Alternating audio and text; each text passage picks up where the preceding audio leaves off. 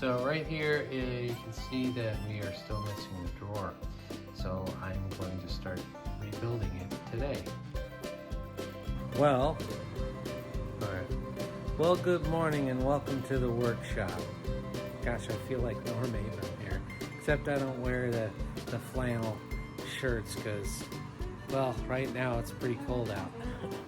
So, all right, so today we are going to rebuild that drawer. And again, to recap, the reason why we are rebuilding this drawer is for the reason I'm going to show you right now. So again, this drawer box was made from chipboard. And you can see this is very porous, and there's really hard, it's not good enough to anchor any fasteners, because you can see here it'll chip out, and this bottom piece is also the same material, just thinner. And you can tell that they used staples, and you can tell that it just blew through there. You can tell that it just blew through because it's just cheap. I'm not saying my house is cheap, but I mean, some of the materials that they use was just off the shelf stuff that they put together. So we're going to change all that up. I just wanted to show you and real quick what is going to happen. So the next thing I'm going to do is I'm going to take the thickness of these boards and transfer them to my planer. So we have to plane these boards down to the same thickness as these sides. So these are the boards that we're going to plane down. Now this is just rough stock lumber that I got, so I'll probably actually maybe even cut some of these, but I don't think so. I think we're just going to plane these down because there's only so much waste that's going to be left, and I could use that for other products or projects, or products or whatever. So when you plane boards down, what you want to look for are defects on one side. Now I could see that something was rubbing up against that and stained it, so I'll probably plane down this side first, and we'll plane down 4 boards to start with. So we'll go to the next one and look for any type of defects. I don't see any on this side. Yeah, this is poplar. It's good stable wood. I don't see anything on this one. Also, if you have these tags on it, these tags must come off before they go into the planer, because it can, the adhesion can, the adhesive can gum up your blades. So here's another one. Look for any defects. I don't see any. Not here. Nothing there. And also look for any wobbles. You know, some of these may have, I don't know if this guy is he looked good and straight when I got it, but it's been sitting in my basement for a while. But the planer will also knock that stuff out too, if there's any inconsistencies, because it presses against it as it goes through the planer. But we'll see if we have something that's a little less wonky, because I have a bunch of them here. And again, we'll just look and see if there's any defects. I don't see any. And check for any wobbling issues. There's a little wobble on this one, so I'll put that aside. Let's see if there's something that's a little better.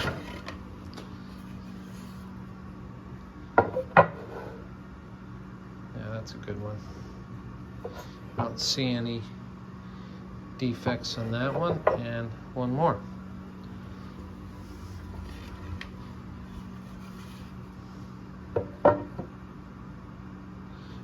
No wobble, but we do need to take these tags off.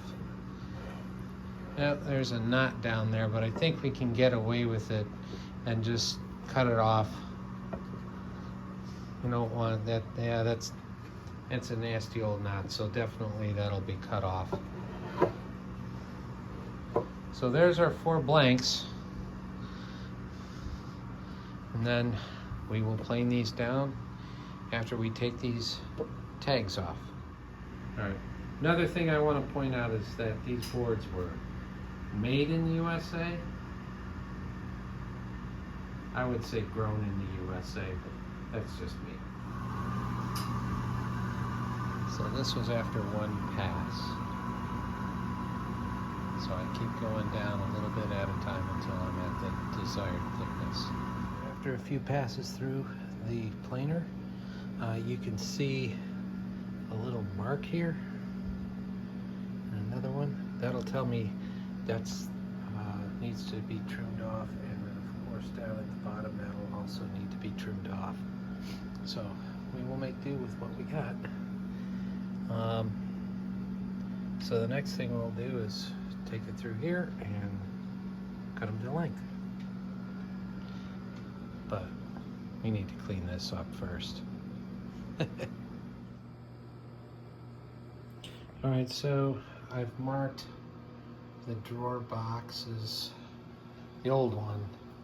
So the reason why I'm doing that, even though it's upside down, so I can, when I make my sizing cuts, I'll scribe it so it's the exact measurement. So I'm not off by a few millimeters or whatever, but I went ahead and mark it. Now, when I go ahead and chop the other pieces to length, cut actually, I will also mark what the piece is for. So it'd be left inside, the back, the front, and the right side, as well as the top. I can either mark it as the top or the bottom. So when I carve the groove that'll go in these pieces, not on this one, but on the other ones, I know what is what, because the back won't have that groove, but the sides will. The reason why, again, that blew out is because it's chipboard. It's not a solid board like that. So I will head over to the chop saw station and start getting these pieces cut. But of course, I'm going to have a little fun and break this down.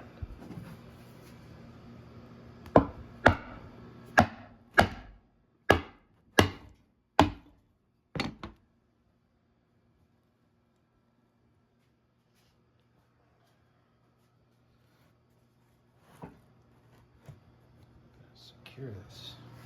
Might help.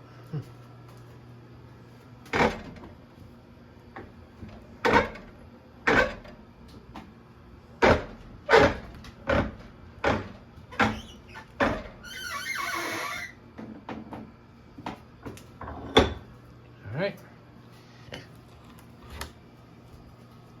that's the front. Saw the there.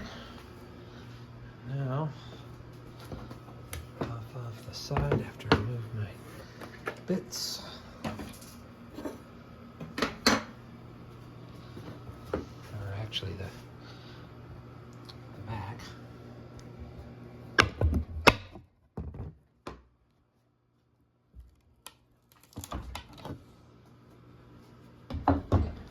Now, this piece will come off and we'll be done. Remember that box? So with all the sides gone, now I can start sizing up the sides. Say that 10 times fast. Sizing up the side. Sizing up the side. So right away I noticed something, that This board is a little strong. You can see it is off by about a half a kerf right here. So I have to take a little nibble off of this top board when it ripped. Like it didn't go in right or something. And you can tell that there's a little defect here with that. So that'll come off. So I'll make a note on the board real lightly. Just to rip too straight.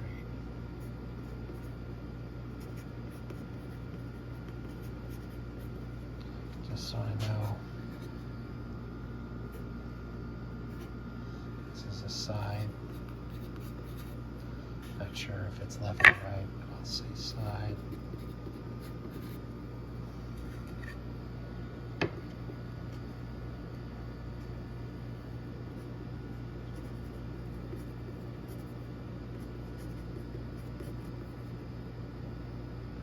know how to spell too.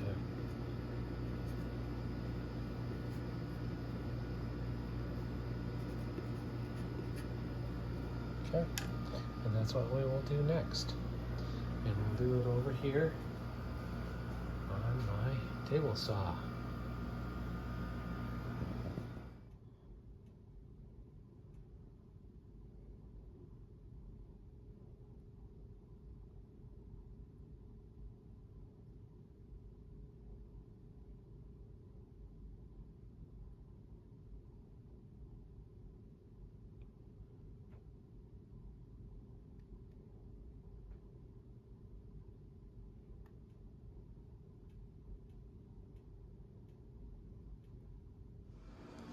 Good morning. This morning we are outlining what will be the bottom of our drawer. Yeah, let's not forget about the most important part of the drawer. It's the bottom. This is the old one, so I had to put this weight on it because it was bowed, so I can get the right measurement, so it flattens out. Now we can get that out, and then I'll take it over to here, and I will cut it out on my table saw.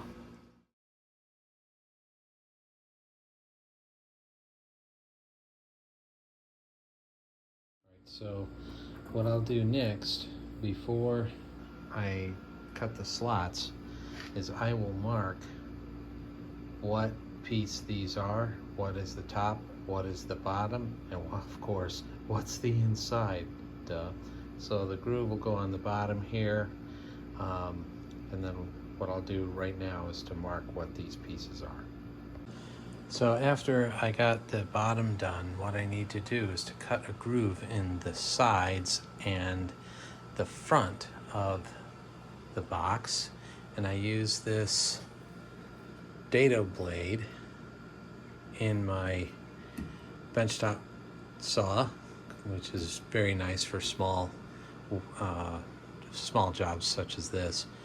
And that Dado blade wobbles, and it's set for 1/4 of an inch depth, and then we'll run those 3 pieces. The back piece will be won't have one, and the bottom will just simply be nailed in with some 1-inch brads. Bang, bang, bang. And that should work. And those brads have a little glue on it, so they'll stay.